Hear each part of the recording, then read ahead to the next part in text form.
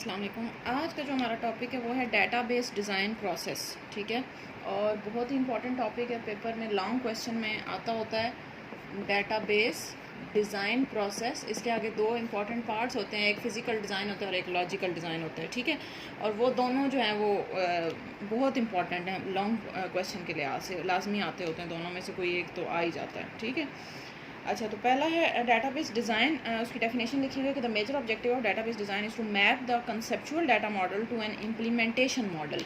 कि इसका पर्पस क्या है कि आपने कॉन्सेप्चुअल मॉडल क्या होता है कि जो हमने पीछे ER डायग्राम बनाई है, यानी कि कॉन्सेप्चुअल मॉडल ऐसी चीज़ को कहते हैं जो आपने सिर्फ पेपर के ऊपर बनाया हुआ है, अभी आपने उसको किसी एक्चुअल जगह पे इम्प्लीमेंट नहीं किया। जैसे फॉर एग्जांपल किसी बिल्डिंग का आपने नक्शा बनाया हुआ है, तो जो पेपर के ऊपर नक्शा बनाया हुआ है वो कॉन्सेप्चुअल मॉडल होगा। ठीक है, और बाद में जब आप वो एक्चुअल में वो बिल्डिंग बनाएंगे तो उसको हम कहेंगे कि ये हमारे पास इम्प्लीमेंटेशन मॉडल है। ठीक है, यानी कि आप असल में इसी तरह डाटाबेस का भी हमारे पास यही है कि जो ER डायग्राम आप बनाते हैं वो कॉन्सेप्चुअल मॉडल है। ठीक है, बाद में जब आप उसको डाटाबेस के ऊपर जाके इम्प्लीमेंट करवाएंगे तो वो हमारे पास जो है वो उसका इम्प्लीमेंटेशन मॉडल होगा। तो a particular database management system must be able to process this model. The performance of DBMS must be acceptable to all the user in the organization. बस ठीक है, इतना फिलहाल आप डेटाबेस डिज़ाइन की ये पहली जो लाइन लिखी हुई है कि मेजर ऑब्जेक्टिव इसका क्या है, to map the conceptual model to an implementation model.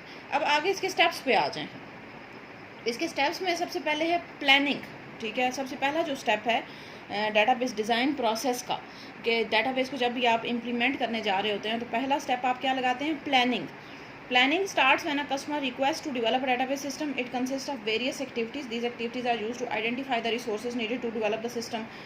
ठीक है, यानी कि पहले दोनों स्टेप्स वही हैं जो हमने अभी सबसे जब हमने ये चैप्टर 3 स्टार्ट किया था तो हमने 3-4 चीज़ें पढ़ी थी। फिजिबिलिटी स्टडी होती है, एनालिसिस होता है, उसके बाद उसकी वो प्रोजेक्ट प्लानिंग थी, डाटा एनालिसिस। ठीक है, तो ये वही स्टेप है, प्लानिंग और एनालिसिस। पहले दो स्टेप्स वही हैं। ठीक है, कि जिसमें आप जो है वो सिर्फ आप यानी कि कुछ कर नहीं रहे होते एक्चुअल में, आप जस्ट जो है वो एनालाइज कर रहे होते हैं, सिस्टम को प्लान कर रहे होते हैं, कॉस्ट कैसे होगी, बजट कैसे होगा, लोगों को पेमेंट कैसे करनी है। ठीक है, तो प्लानिंग और एनालिसिस में वही आप करते हैं।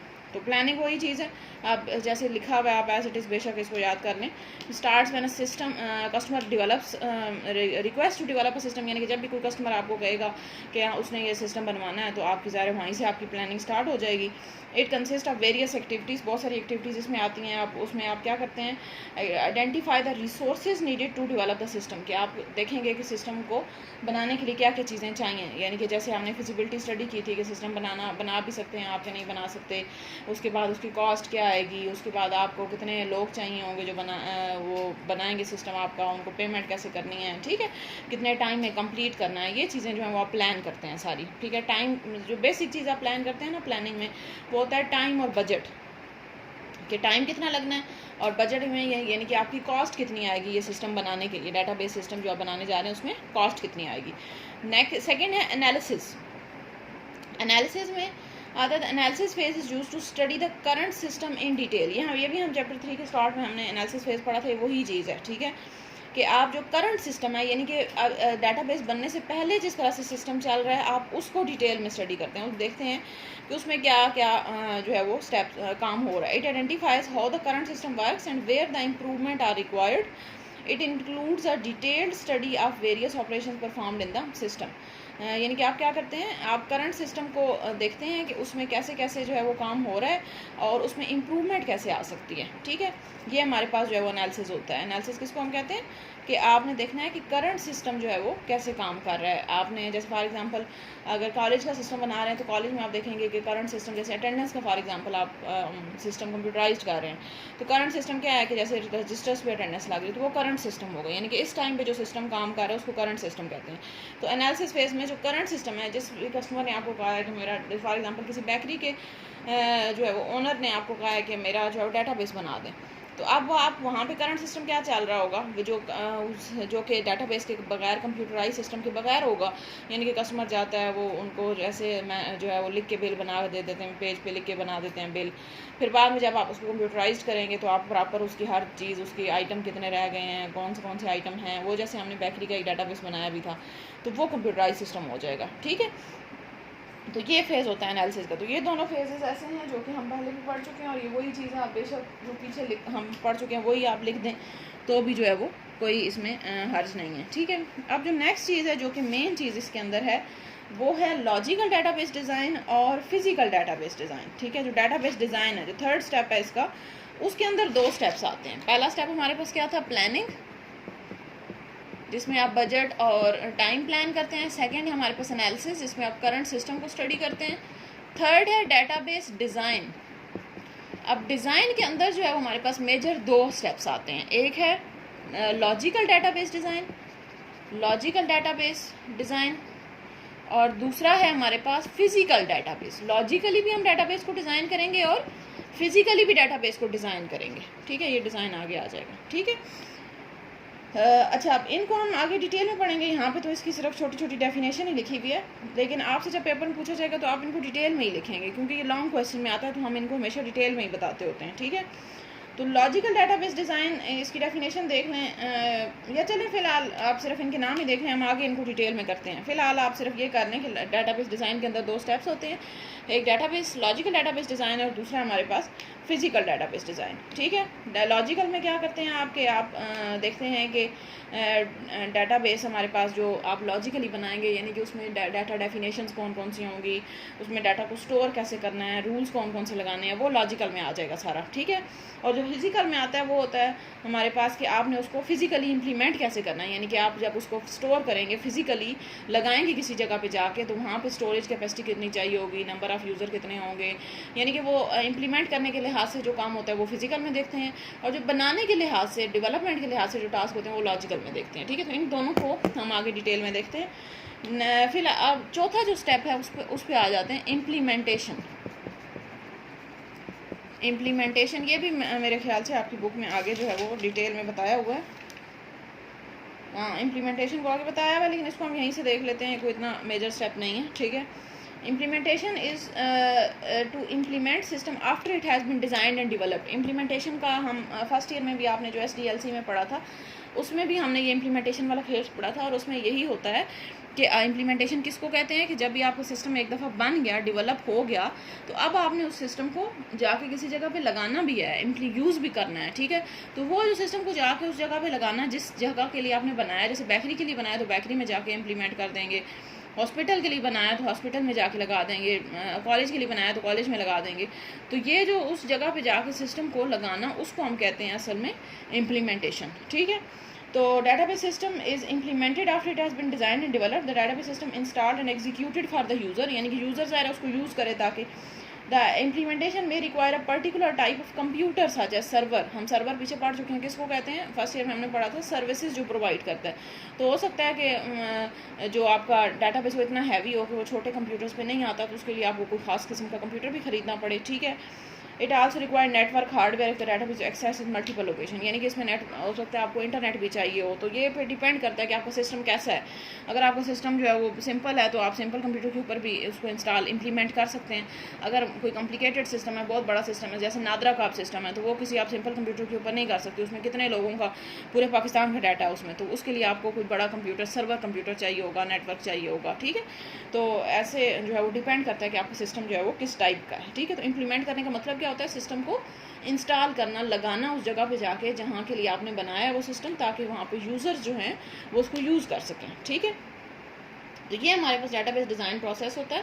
प्लानिंग है, एनालिसिस, डाटाबेस डिज़ाइन, इनको हम जो है वो डिटेल में देखते हैं, और इम्प्लीमेंटेशन। ठीक है, अब इस पे आ जाएं, लॉजिकल मॉडल और फिजिकल मॉडल, इनको हम डिटेल में देखते हैं। बहुत इंपॉर्टेंट हैं ये, और बहुत ही ध्यान से सुनने, और इनको जो है वो आपने अच्छे तरीके से याद भी करना है। इनके स्टेप्स जो हैं वो अच्छे तरीके से आने चाहिए, और डिफ्रेंशिएट करना भी आना चाहिए कि लॉजिकल कौन सा और फिजिकल कौन सा है, क्योंकि अक्सर फिजिकल पूछो पेपर में तो लॉजिकल आप लिख देते हैं, बट स्टूडेंट्स ऐसे करते हैं, या लॉजिकल पूछो तो फिजिकल लिख देते हैं, या दोनों में से जो याद हो वही किसी भी जगह चला देते हैं। ऐसे नहीं करना। ठीक है, तो ये बड़े ध्यान से और इसको सुनना है और याद करना है। ठीक है, तो पहले हम देखते हैं logical model. Database design process में जो डाटाबेस डिज़ाइन है उसमें है लॉजिकल डाटाबेस डिज़ाइन में कंपोनेंट्स ऑफ लॉजिकल मॉडल। तो ये क्वेश्चन है, explain different components of logical model in detail. तो कंपोनेंट्स ऑफ लॉजिकल मॉडल हम देखते हैं,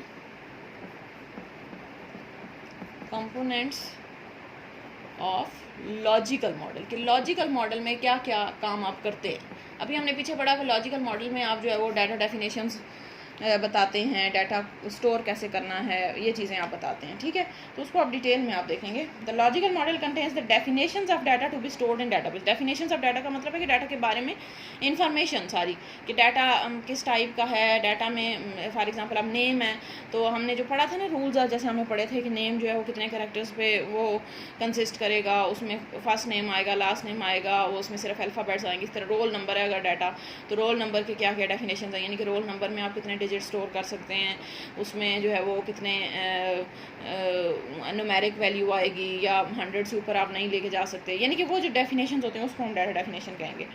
it also contains the rules and information about the structure and type of data. तो ये हमारे पास लॉजिकल मॉडल, लॉजिकल में हमारे पास क्या आता है, डाटा डेफिनेशंस आती हैं, data definitions and rules and information about structure, यानी कि डाटा का स्ट्रक्चर कैसा है, डाटा में क्या क्या चीज़ें शामिल है, and type of data. Type मतलब कि किस टाइप का है, कि सिर्फ अल्फ़ाबेट्स उसमें आ रहे हैं, नंबर्स भी आ रहे हैं, या अल्फ़ाबेट नंबर्स दोनों आ रहे हैं, ठीक है, उसकी टाइप ऑफ डाटा ये हमारे पास आएगा, ठीक है।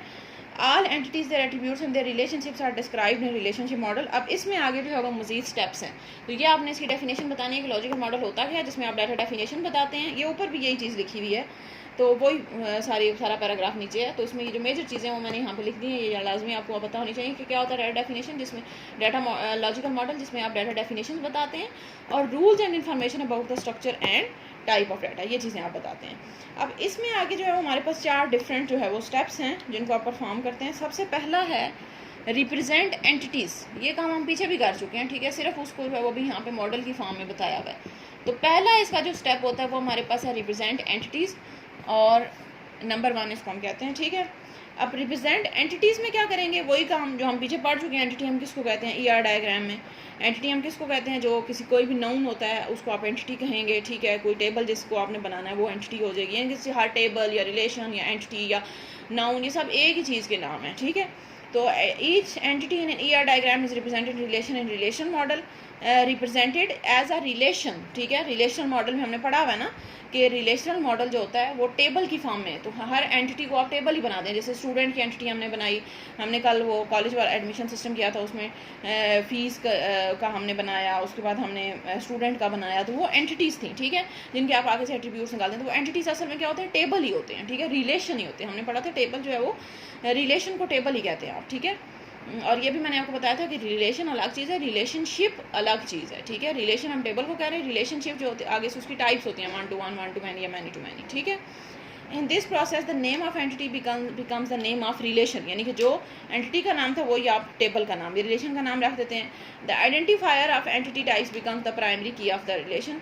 अब जैसे इन्होंने एक एग्जाम्पल दे दी है कि एम्प्लॉय, इन्होंने एक एंटिटी ली, ठीक है, रिप्रेजेंट एंटिटी, जैसे एक एम्प्लॉय की इन्होंने एंटिटी लिया। आप कुछ भी एग्जांपल दे सकते हैं, जैसे फॉर एग्जांपल स्टूडेंट हमने की हुई है तो आप स्टूडेंट की ले लें, बेशक ये एम्प्लॉय है, उसमें हमने उसके आगे से एट्रीब्यूट्स लिखते हैं। जैसे इन्होंने एम्प्लॉय ID लिखा है,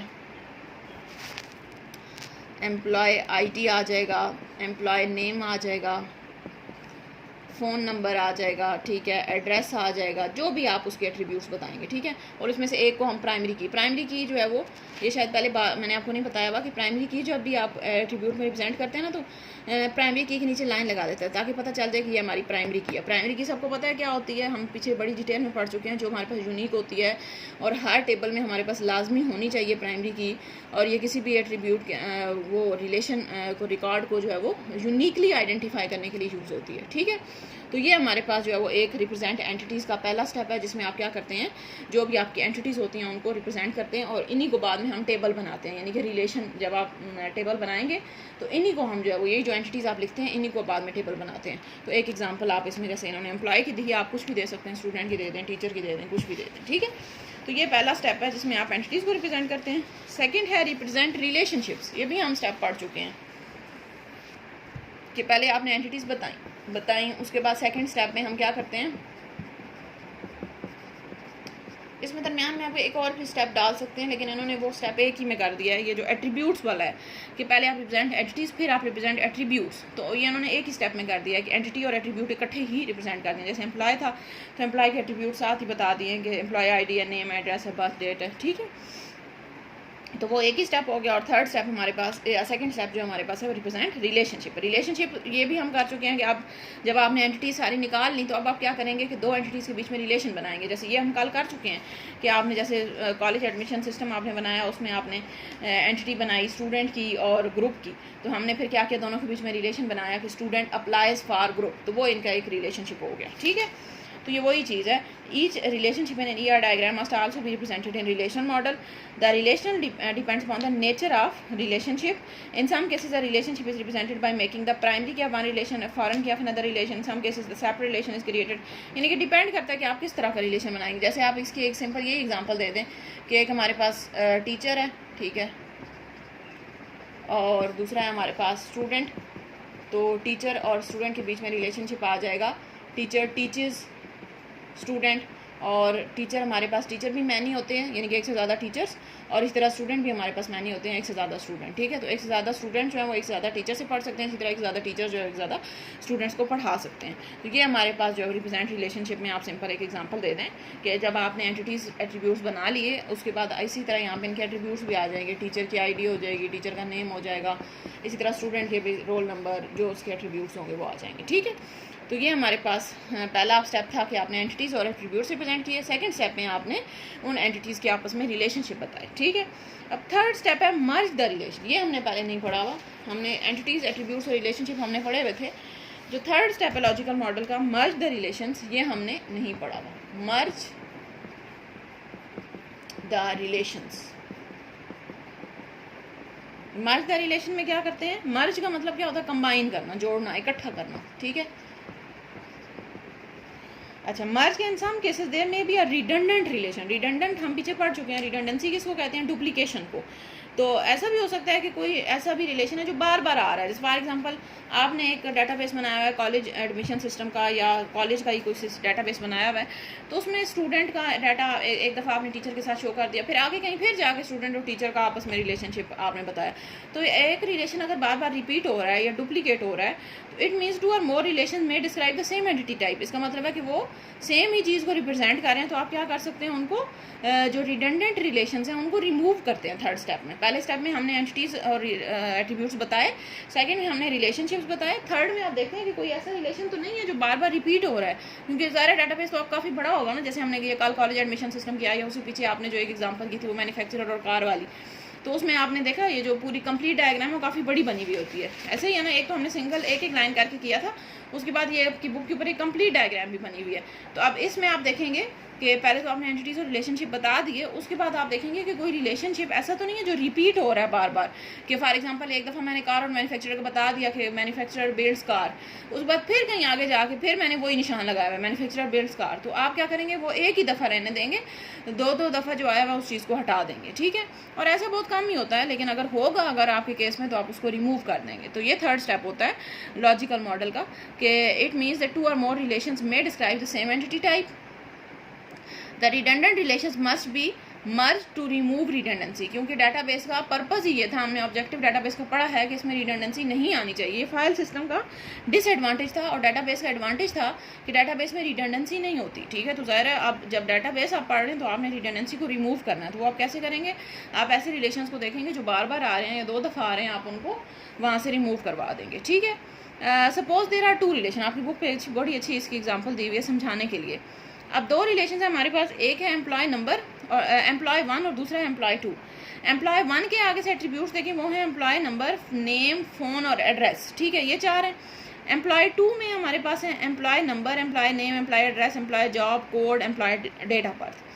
अब इसमें देखें क्या कह रहे हैं, the above tables employee 1 and employee 2 describe the same entity employee, they can be merge into one relation, the result of merging above relation is as for. उसके बजाय इसके कि हम दो, जैसे फॉर एग्जांपल मैंने जो है वो स्टूडेंट 2 बना दिए, एक स्टूडेंट 1 का मैंने टेबल बना दिया, उसके जो हमारे पास आगे से एट्रीब्यूट्स हैं वो हैं स्टूडेंट का रोल नंबर है, स्टूडेंट की आईडी आ गई, स्टूडेंट का नेम आ गया, और उसकी फ़ोन नंबर आ गया, ठीक है। दूसरी मैंने बनाई हुई है स्टूडेंट 2 की, उसमें मेरे पास स्टूडेंट का रोल नंबर, उसकी आईडी, या इस तरह स्टूडेंट 1 2 के बजाय बेशक यहाँ पे पहला मैंने बनाया स्टूडेंट इन्फॉर्मेशन, जिसमें स्टूडेंट के बारे में इन्फॉर्मेशन है। दूसरे मैंने बनाया स्टूडेंट रिज़ल्ट, तो उसमें मैंने रोल नंबर, आईडी, उसका नेम डाला, उसका फ़ोन नंबर डाला, फिर उसके मार्क्स डाले, उसका ग्रेड डाला, ठीक है।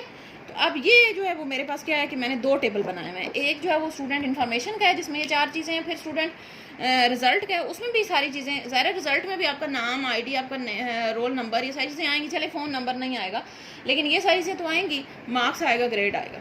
तो अब बजाय इसके कि मैं ये 2 टेबल बनाऊँ, क्योंकि इन्फॉर्मेशन रिपीट हो रही है ना, रोल नंबर, आईडी यहाँ पे भी आपने स्टोर किया हुआ है, यहाँ पे भी स्टोर किया हुआ है, तो ये तो रिडंडेंसी हो गई ना। हमने यही पढ़ा था कि डाटाबेस में रिडंडेंसी को रिमूव करना होता है। तो बजाय इसके कि आप 2 टेबल बनाएं, आप सिंपल एक ही स्टूडेंट का टेबल बना दें या मार्क्स का टेबल बना दें। उसके अंदर आप जो है वो ये वाली सारी चीज़ें सिर्फ लिख दें, रोल नंबर आ जाएगा, आईडी आ जाएगी, नेम आ जाएगा, फ़ोन नंबर, मार्क्स और ग्रेड, ठीक है। तो ये हमारे पास होती है मर्ज द रिलेशंस के। ऐसे अगर आपके पास रिलेशंस जो है वो 2 दफ़ा आ रहे हैं तो आप क्या करेंगे, उनको मर्ज कर देंगे, ठीक है। और रिलेशंस किसको कह रहे हैं, टेबल को कह रहे हैं, ठीक है।